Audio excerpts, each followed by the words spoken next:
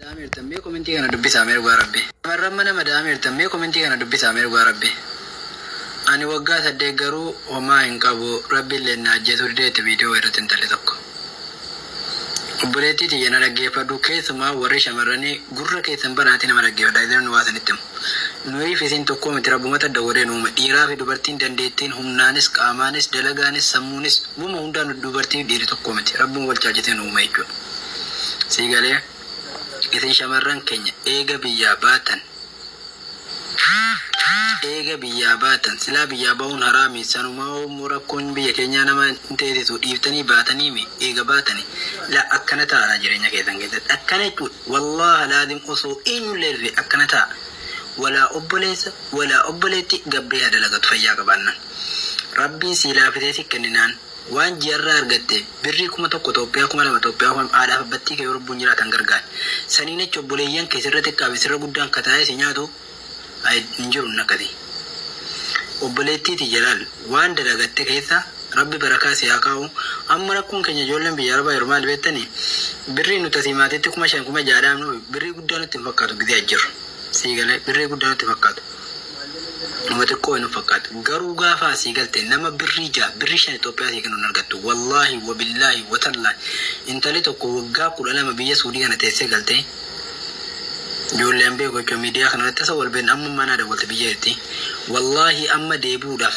maallaqatti deebitee waraqaatu muratti deebitu dhabdee ta'aa jirti maatiin isii waggaa 12 gargaartes obboleeyyeetii waggaa 12 gargaartes birriin isii waggaa 12 guutuu jira waanaa godhatte jirru ofirraa ofii waa godhatan hundi qarshii tokko namni gargaaru dhabee taaskii magaalaa dhuftee baadiyyaatti galtuun hin qabdu irra waan qibaatii rifeensaa bitattuun kana maaltu fide beektanii wallaaluu keessan karoora dhabbuu keessan obboleettii tiyyee gara rabbi biyyaasi baatee akka dhiiraa dalagataa jiraatte maallaqa kee kun akkana guduunfii taa'in maallaqni hin samuu hin totturu waliin qabadhu waggaa 2 maalanni birrii waggaa 2 mati waggaa 10 yoo bakka birrii nima ta'a qabattee ta'e jennaan siigalee asii lafa mana naa ijaare muka naa biti lafa naa biti no wanna akkasiin jiru ofii keetii galtee waan barbaadu waan yeroon keessa jiru waan birriin kee godhuu dandee waan horki kee godhuu dandee ofii keetii galtee godhatte keessumaa warri maatiira mana naa ijaari lafa wayii naa biti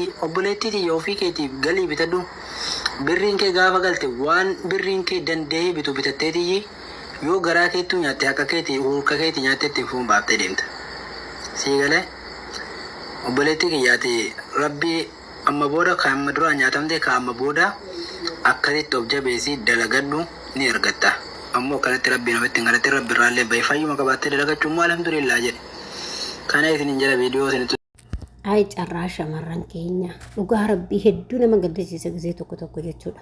Obboleettiin keenya waggaa 8 hojjettee homaan qabuu jette. Dhugaa hedduu takkan gaddi gaafa viidiyoo kana argite jechuudha. Waggaa 8 jechuun mana tokko ijaarrattee waan ittiin nagaddu yoo harkatti hin qabatte waan itti hojjettu jechuudha. Akkuma feellee balleessitu mana tokko ijaarrattee jechuudha. Damoos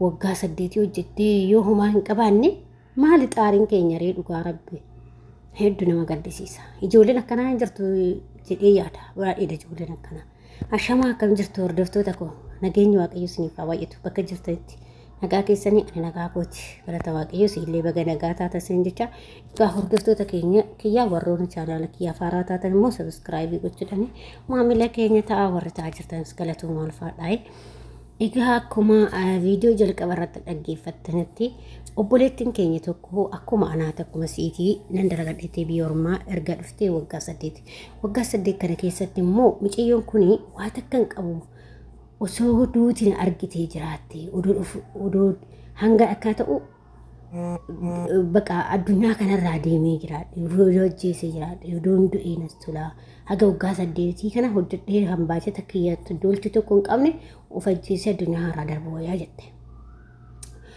Ijoolleen akkanaa jiraachuu maltan hanuggaa 5 hanuggaa 6 hanuggaa 7 8 10 9 kan nyaatame hedduutu jira ijoollee waggaa 12 mallee kan nyaatame baay'ee jira garuu ani wanni akka obboleettii takkaatti yookiin akka nama biyya tokko keessa jiraatu anis akkuma isheetan biyya ormaa keessa jira akka jechuun namni waan beekurraa nama gorsaa waan waaqayyoon bakka haga dandeettii isaa si kenneef akkasuma sammuu kee keessatti haga waa yaaddu nama tokkoof dhaamsa xiqqoos ta'u qabaachuu qabda beektee.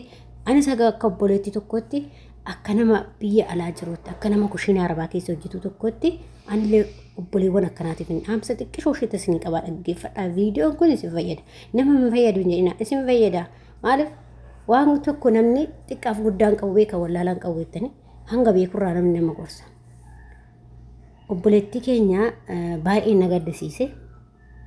Baay'ee tokko na gaddisiise. Dhugaa dubbachuu fi mucayyoon kun waggaa 8 jechuun baay'ee ulfaataadha. Dhugaa rabbi waggaa 8 jechuun namni waanuma biraallee qarshiin hin dhabamtu lafa takka galaa qabaachuu qabdi. Moonumallee yeroo dhabame jechuudha. Qarshiin hin jiru, lafti hin jiru, manni hin jiru. Maal ishee dhabdatti dhugaa rabbi yeroo tokko jechuudha. Garuu badee miti an akka nama tokkotti ijoolleen akkanatti sin jalaa bade. Erga qarshiin keessan bade, erga qarshiin keessan waan ta'e gara lubbuu teessatti hin deemna. Akkas ta'e ufan ajjeesa galeen uf ajjeesa biyya ormaa keessatti uf ajjeesa hin jedhina. Qormaan gaafa itti baatu soobsuu qabdan. Amma obboleettii keenya kana ishee waggaa 8 haga waggaa 8 kana namni galee laallachuu qabdan.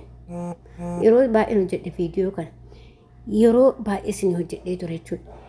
Maal gootan gaafa fakkeenyaaf namni maatiin keessan waggaa 2 waggaa 3 waggaa 4 yoo jijjiirama wayii yookiin lafa wayii isin hin binne ta'e gara biyya keessanii galaa. Galeetii buukee kee baafadhu kottu. Maaliif atis kan xaartuuf namuma qofaaf yookiin humna keenya yookiin dafqa keenya yookiin umrii keenya biyya ormaatti maatuma keenyaaf obboleewwan keenyaaf yookiin obboleettii xiyyaaf haadha xiyyaaf abbaa kiyyaaf miti kanaan biyya ormaatti umrii koo gubu yookiin bifa koo jijjiiru. Maaliif ofii kootii boru nama ta'innaa ofii kootii boru har'a gizee humna qabu hojjedhee nyaadhee boru nagaa ta'innaa jenneeti. Kanaaf yoo maatiin akkasiin jalaa godhe waggaa tokko waggaa 2 fixaatii galaatii waan keessa laalladhaati. Yoo sirni hin jirre ta'e buukii kee baafadhu deebii bakkuma jirtu sanatu jedhu.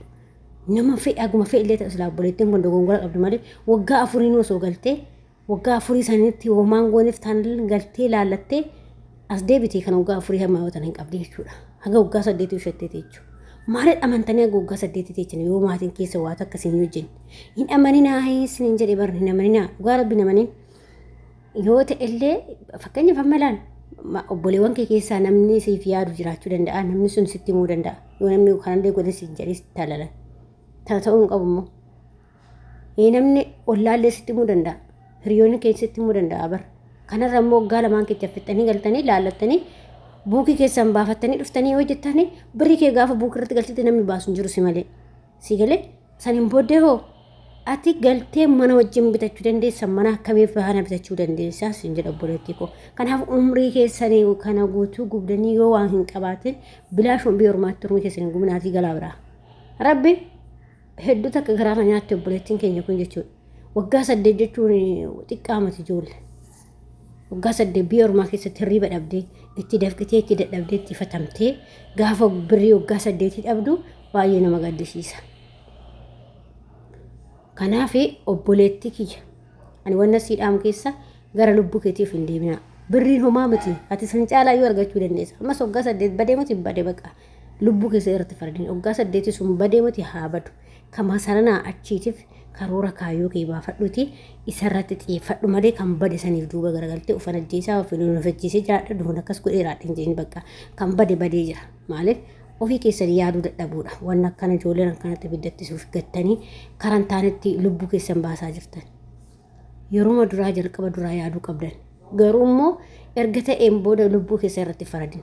Birriin kun hin argama. Hin argatta gaafa hojjettee hin argatta lubbuu ta'e argachuu hin dandeessu. Kanaaf lubbuu keessa irratti faradin haati ati obboleettii koo erga waggaa 8 fixxe taa'itii ammallee dalagadhu galiitii buukii kee baafadhuuti. Si ta'u bakkuma sayitti deebi'ee hojjedhu si ta'u baatu biyya biraa deemtee hojjetadhuuti. Kana keessa waggaa 2-3 keessa jijjiiramtee galtaa jechuudha.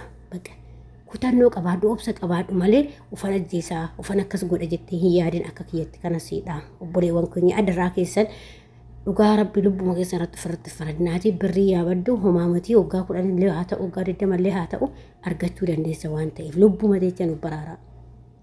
Lubbuu ta'e qofa akka baraartu ta'e dhugaa sin jedha jechuudha.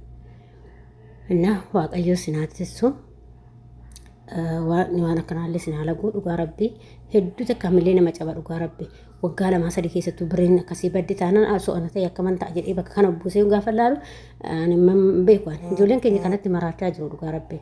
Naa akkasii seen jedha hordoftoota kiyya. Viidiyoon kun yoo sitti tole laayik sheerii gochuudhaaniin namoota ijoollee kan akkasana kana biraa gahaa barnoota xiqqoo ishee irraa fudhatu jedheeti yaada.